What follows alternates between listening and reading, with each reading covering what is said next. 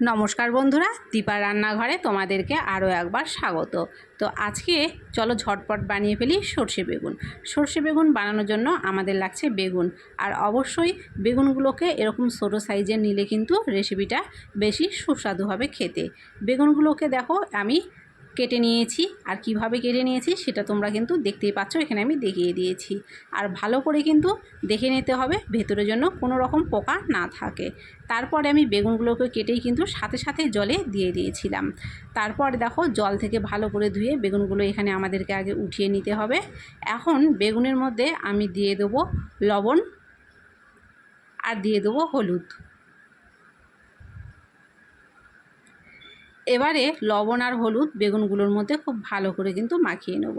আর এখানে দেখতে পাচ্ছ আমি কিন্তু আঙুল দিয়ে বেগুনের ভেতরেও লবণ আর হলুদটা লাগিয়ে নিচ্ছিলাম।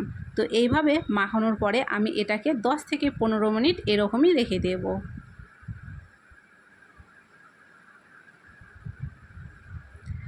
পনেরো মিনিট পরে ফিরে এলাম। এবার কড়াই বসিয়ে কড়াইতে দিয়ে দিলাম সর্ষের তেল।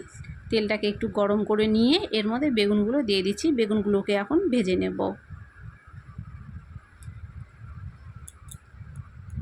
প্রথমে দেওয়া বেগুনগুলো দেখো আমার কিন্তু ভাজা হয়ে গেছে, এখন উঠিয়ে নেব। আর এরপরেও যে আরও বেগুনটা ছিল সেই বেগুনগুলোকেও ভেজে নেব।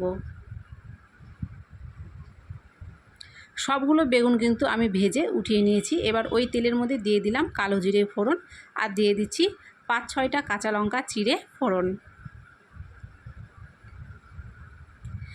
এরকম টাইমে গ্যাসের ফ্লেমটাকে আমি লোতে রেখেছি। ফোড়নটা খুব ভালো করে ভাজা হয়ে গেলে এর মধ্যে দিয়ে দিচ্ছি আমি হলুদের গুঁড়ো,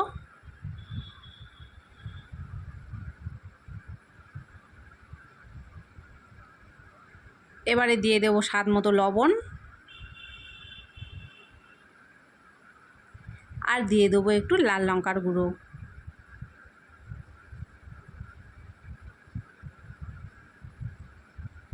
আগে থেকেই আমি এখানে কালো আর সাদা সর্ষে বেটে রেখেছিলাম, সেটা দিয়ে দিলাম। আর এখন এর মধ্যে দিয়ে দিচ্ছি দেখো 1/2 চা চামচ চিনি। খুব ভালো করে সবগুলো আগে মিশিয়ে নেব।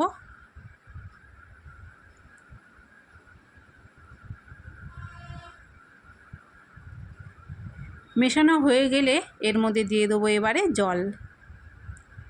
জল দিয়ে সর্ষেটা ফুটে ওঠা অপেক্ষা করব। গ্রেভিটা খুব ভালো করে ফুটে ওঠার পরে এর মধ্যে ভেজে রাখা বেগুনগুলো এক এক করে দিয়ে দেব।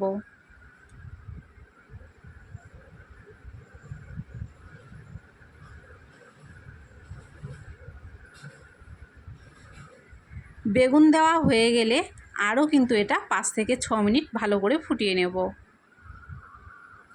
তো তোমরা দেখতে পাচ্ছ গ্রেভিটা কিন্তু অনেকটা শুকিয়ে এসেছে। এখন এর উপর দিয়ে দিলাম একটু কাঁচা সর্ষের তেল।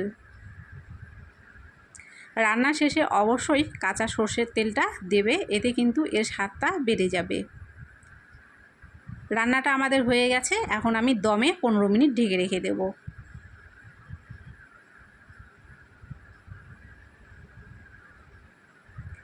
গ্যাসটাকে অফ করে দিয়ে 15 মিনিট পরে আবারও আমি ফিরে এলাম। তো দেখতে পাচ্ছ এরকম অবস্থায় বেগুনটা কিন্তু এরকম হয়েছে দেখতে। এখন এটা নামিয়ে নেব।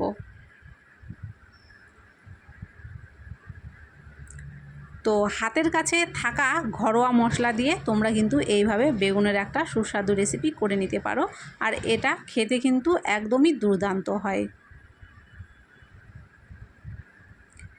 বেগুনগুলো নামিয়ে নেওয়ার পরে গ্রেভিগুলো এর উপর দিয়ে ঠিক এইভাবে ছড়িয়ে দেবো, এতে কিন্তু দেখতেও সুন্দর লাগবে। তো আজকের এই সর্ষে বেগুনের রেসিপি তোমাদের কেমন লেগেছে অবশ্যই কিন্তু কমেন্টে জানিও। যদি ভিডিওটা ভালো লাগে অবশ্যই লাইক করে দিও, ভিডিওটাকে শেয়ার করে দিও, আর চ্যানেলটাকে অবশ্যই কিন্তু সাবস্ক্রাইব করে দিও।